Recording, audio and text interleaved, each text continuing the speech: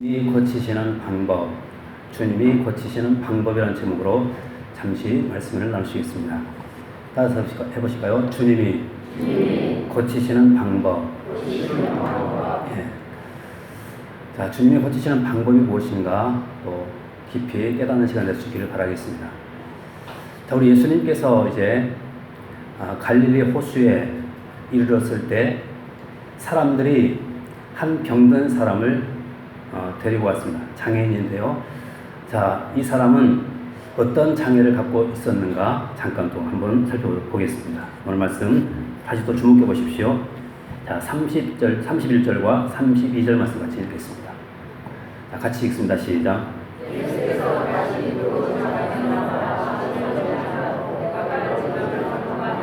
예, 갈릴리 호수에 이제 이르렀죠.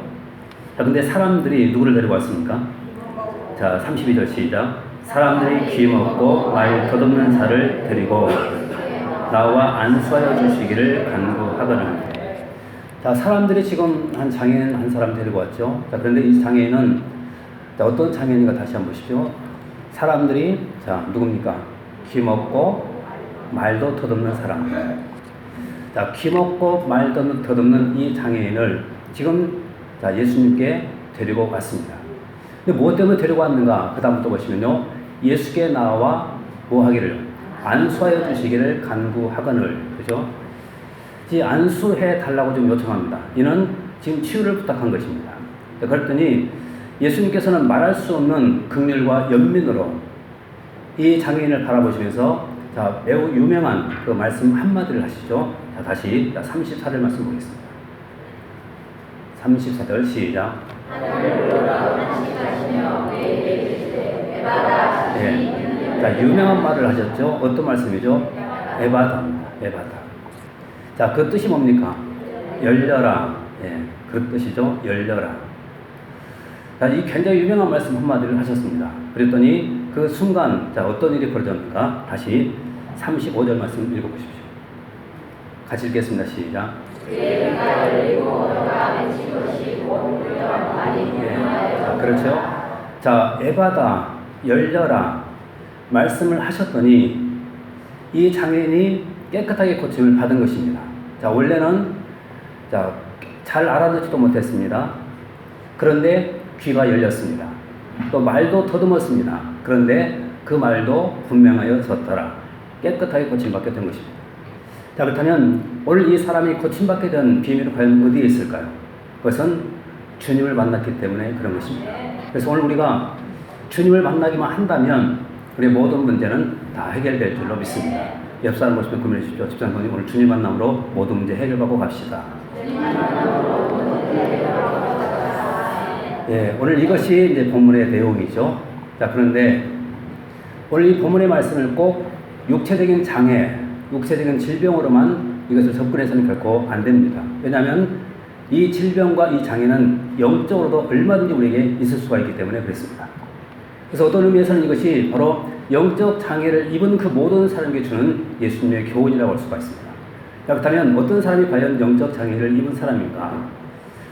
우리가 이사야 6장에 가서 보시면 자, 이런 사건이 나오죠. 우시야 왕이 죽던 해에 이사야가 하나님 성전에 들어갑니다. 기도하러 갔죠. 그랬더니 그 성전 안에 하나님의 영광으로 가득 찼습니다. 그런데 그 영광을 보는 순간 이사야 선자는 그 영광 앞에 납작 엎드릴 수밖에 없었습니다. 그리고는 이렇게 부르기 시작하죠. 화로다 나여 망하게 되었도다.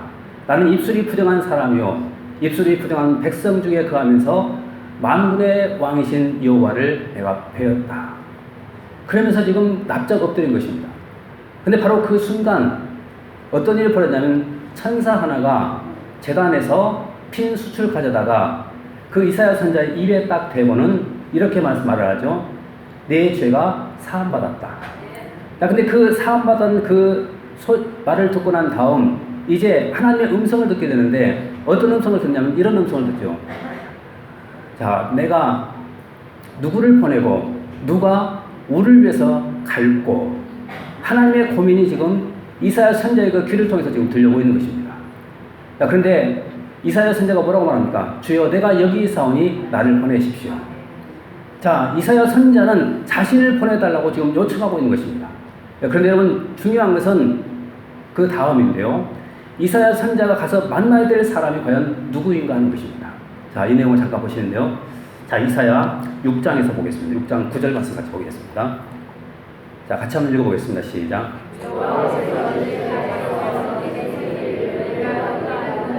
깨닫지 못하시오. 보기는 봐도, 자, 뭐라고 말합니까? 여호와께서 이르시되 가서 이 백성에게 이르기를 너희가 듣기는 들어도 깨닫지 못할 것이고 보기는 보아도 알지 못하리라. 여러분, 지금 이사야 선지자가 가서 만나야 될 사람들이 한마디로 말씀드리면 영적 장애를 입은 사람입니다. 아무리 가서 말씀을 전해도 그들은 귀가 닫혀서 말씀을 알아듣지를 못합니다. 그리고 아무리 하나님 말씀을 증거한다 할지라도 그들은 깨달음이 없습니다. 왜냐하면 영적 장애를 입었기 때문에 그렇습니다.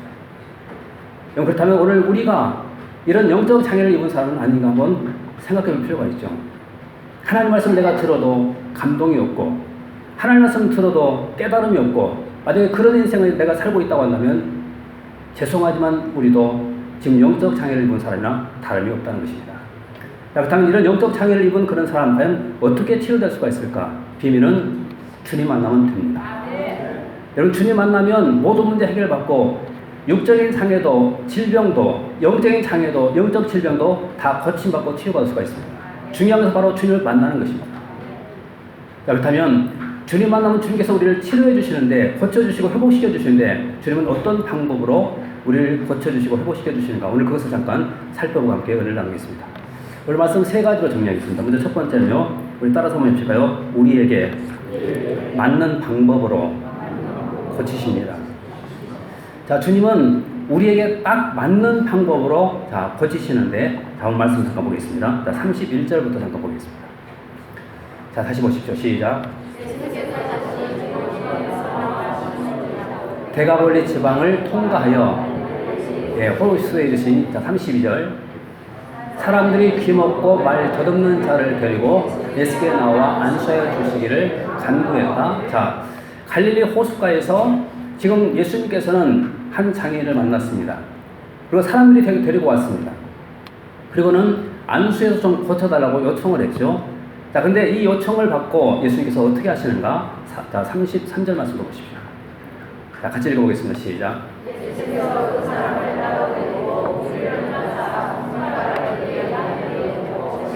자, 보십시오. 자, 이 말씀 잠깐 주목해 보십시오. 예수께서 그 사람을, 자, 어떻게 했습니까? 따로 데리고, 그 다음에 무리를 떠나사. 자, 일단 예수님께서는, 자, 이 사람을 거기에서 무리 가운데서 이제 구별하셨습니다. 분리하셨습니다. 그리고는 그를 데리고 따로 가십니다. 자, 그럼 여러분 왜 가셨을까요? 저는 지금 예수님께서 지금 이 사람을 개인적으로 지금 만나기를 간절히 원하고 계셨다고 저는 믿습니다. 여러분, 만약의 경우에 예수님께서 이 사람을 공개적으로 다루었다고 생각해 보십시오. 어떻게 됐을까요? 아마도 상당히 부끄럽고 창피했을 것입니다. 그런데 예수님께서는 그 사람을 생각하고 바로 공개적으로 고친 것이 아니라 일단 무리들 가운데서 그를 분리하시고 그리고는 따로 데리고 가셨던 것입니다.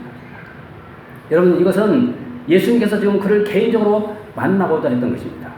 자, 그리고 난 다음, 자, 이제 예수님께서 치료를 하시는데 어떻게 치료하시는가 한번 보십시오. 예수께서 그 사람을 따로 데리고 무리를 떠나사, 일단 보십시오. 무엇을요? 손가락을 어디에요? 그의 양귀에 넣고, 그렇죠? 그 다음에 침을 뱉어 그의 혀에 손을 대시며. 자, 그럼 한번 생각해 보십시오. 오늘 제가 만약에 여러분에게 가서 이와 똑같은 방법으로 자, 치유를 한다고 생각해 보십시오. 여러분 어떻게 하시겠습니까? 네. 양 귀에다 손가락 넣고 침을 뱉어서 혓바닥에 손을 댄다고 생각해 보십시오. 아마 대부분은 더럽다고 할 겁니다. 여러분, 더럽다고 거절하면서 다 떠나버리지 않겠습니까? 여러분, 왜 예수님께서 우리에게 그런 방법을 하지 않을까요? 우리에게는 이 방법이 맞지 않기 때문에 그래요. 자, 그러나 여러분, 오늘 본문 속의 이 주인공을 보십시오. 자, 예수님께서는 그 사람의 귀에다가 손가락을 넣고 침 뱉어서 혀를 댔습니다. 자, 그러면 이 사람의 입장에서 생각해 보십시오. 자기 귀에 예수님의 손가락이 들어오고 혓바닥에 침 뱉은 예수님의 손이 들어왔습니다. 그러면 더럽다고 생각했을까요? 아니면 이제부터 뭔가 일이 일어나겠구나, 어떤 역사가 나타나겠구나, 그렇게 생각을 했을까요? 두 번째죠. 저는 분명히 두 번째라고 생각합니다. 왜냐하면 성경에는 분명히 이 사람이 더럽다고 거절한 그런 흔적이 없기 때문입니다. 그래서 예수님의 손이 들어올 때마다 지금 이 사람은 어떤 기대감이 있었을 거예요. 이제 예수님의 내 손이 내 귀에 들어왔을 때, 귀에 뭔 일이 있을 것 같다. 또 예수님의 그 손이 내 혀를 만졌을 때, 이제 혀에 뭔 일이 있을 것 같다. 여러분, 그런 기대감, 이런 믿음이 생기지 않았겠습니까? 그래서 이런 방법은 오늘 본문 속에 등장하는 이 장애인에게 딱 맞는 방법입니다. 그렇게 주님께서는 접근하신 것입니다. 그런데 여러분, 주님께서는 지금도 똑같은 방법으로, 우리에게 맞는 방법으로 개인을 만나주고 있다는 사실 아십니까? 그래서 주님은 우리 모두의 주님도 되시지만 또 개인의 주님도 되십니다. 자, 성경 한번 보실까요? 자, 요한복음 1장 9절 말씀 잠깐 보겠습니다. 같이 읽어보겠습니다. 시작. 자, 보십시오. 자, 참 빛이 세상에 왔습니다. 자, 근데 누구에게 비쳤다고 그러죠? 예, 각 사람입니다. 각 사람. 한 사람에게 이 빛이 비춰졌다는 거예요. 각 사람입니다. 그 다음 또 한 번 더 보십시오. 10장 3절 말씀 보십시오. 10장 3절. 자, 시작. 그의 음성을 듣나니 그는 자기 양의 이름을 각각 불러 인도하여 내느니라. 자, 여기서도 중요한 단어가 나오죠. 각각이라는 단어입니다. 자, 여러분, 양을 한꺼번에 단체로 부르는 것이 아니라 양의 이름을 각각 불러내고 있다는 거예요. 여러분, 예수님께서 그렇게 우리를 개인적으로 만나주시고 나에게 필요한, 또 나에게 꼭 맞는 그런 방법으로 우리의 모든 문제를 해결해 주시는 것입니다.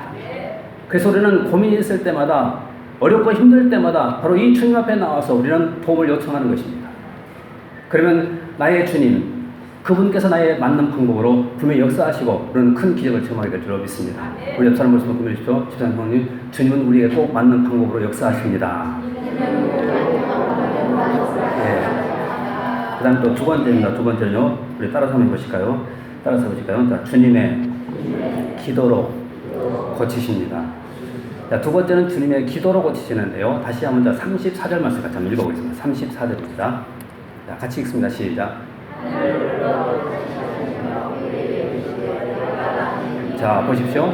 34절 말씀을 보면, 자, 예수님께서 하늘을 우러러 탄식했다, 이렇게 말씀하고 있죠. 여러분, 하늘을 우러러 봤다는 것은 무엇을 말합니까? 기도죠, 기도. 그런데 자, 우리가 흔히 생각하고 있는 기도의 자세와 지금 예수님께서 하고 있는 이 기도의 자세를 한번 비교해서 잠깐 한번 보십시오. 여러분, 우리는 기도 그러면 일단 어떤 자세를부터 취합니까? 눈 감고 손 모으고 고개 숙이고. 자, 이것이 보편적인 기도의 자세입니다. 물론 기도에 집중한다는 그런 차원에서는 이 방법도 나쁘진 않아요. 근데 여러분, 그런 자세가, 그런 형태가 기도의 전부, 어떤 기도의 이 자세라고 우리가 고집 피울 필요는 결코 없다는 사실입니다. 왜 그러냐면 오늘 본문을 다시 한번 보십시오.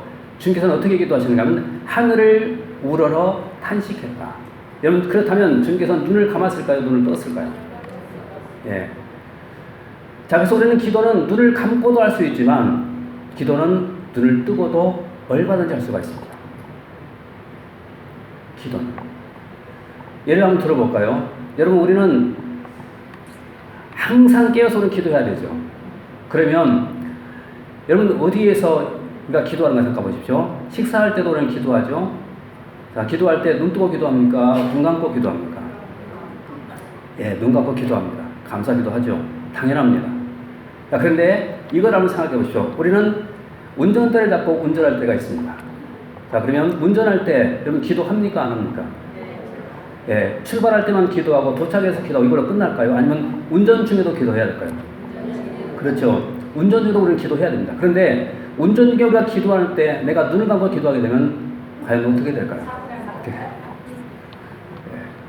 여러분 정확한 지식을 갖고 있습니다. 사고를 합니다. 사고. 그래서 여러분 운전 중에 우리는 분명히 기도해야 되는데 그때는 내가 눈 감고 기도해서는 절대로 안 됩니다. 그때는 우리는 어떻게 하냐면 눈 뜨고 기도하는 거죠. 여러분 이런 기도에도 하나님의 응답이 있다고 저는 믿습니다. 그래서 눈 감고 하는 기도에도 하나님의 응답이 있지만 또 눈 뜨고 하는 이런 기도에도 분명히 하나님의 응답이 있습니다. 그래서 여러분 어떤 자세든지 간에 내가 주님 앞에 내 마음을 온전히 바칠 수가 있다고 한다면 어떤 형태의 기도였는지 그것은 다 응답이 되는 것입니다. 자, 근데 중요한 것은요 이거죠. 여러분 예수님께서는 기도가 필요하실까요? 기도가 필요하지 않으실까요? 네. 여러분 한번 생각해 보십시오. 예수님은 하나님이십니다. 전능하신 하나님이셔요. 그럼 그분에게 이 기도가 필요할까요? 아니면 필요하지 않을까요? 필요하지 않죠. 다 동의한 것 아니겠습니까? 그런데도 불구하고 우리가 성경을 읽어보시면 예수님은 기도를 하셨습니다.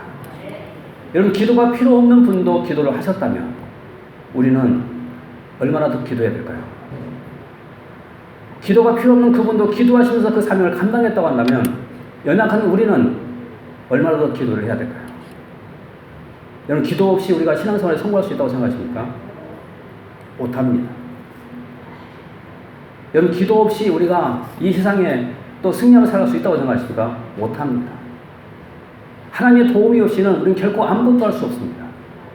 그래서 하나님 앞에 도움을 요청하는 것이 바로 기도 아닙니까? 이 기도하는 것입니다. 특별히 이런 봉사의 현장을 한번 보십시오. 우리가 이 봉사의 현장에서 쉽게 실수하는 것 가운데 하나가 뭐냐면 봉사는 돈과 열정만 있으면 할 수 있다고 생각하는 것입니다. 근데 만약에 여러분 돈과 열정만 가지고 우리가 그 봉사 일을 시작했다고 생각해 보십시다.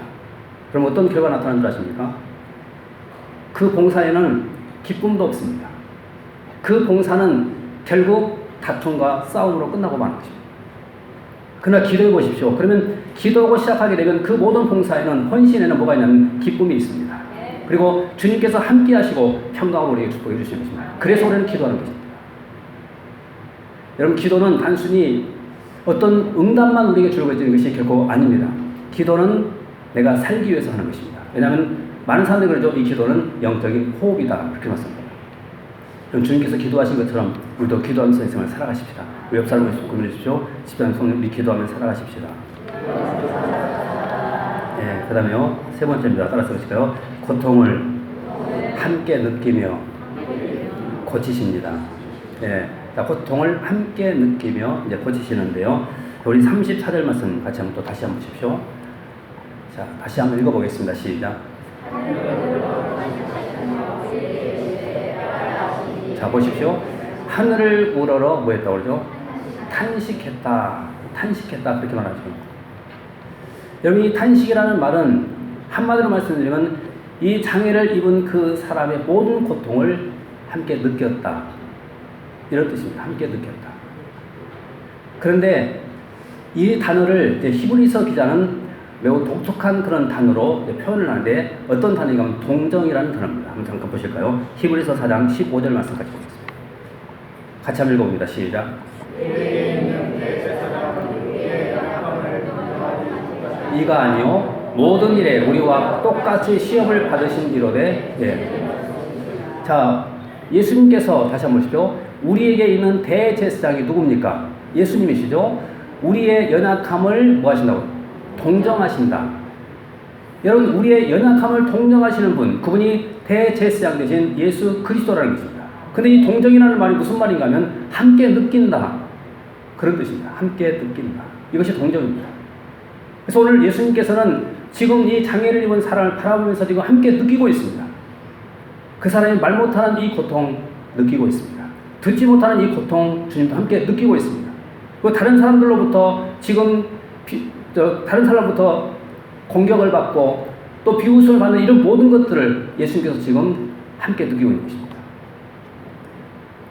여러분, 이런 고통을 함께 느낄 때 우리는 비로소 진정한 치유자가 될 수가 있습니다. 탈무드에 보면 이런 유명한 말이 있습니다. 우리가 남의 아픔을 내 아픔으로 내가 끌어안지 않고는 다른 사람의 그 아픔을 치료할 수가 없다 그랬습니다.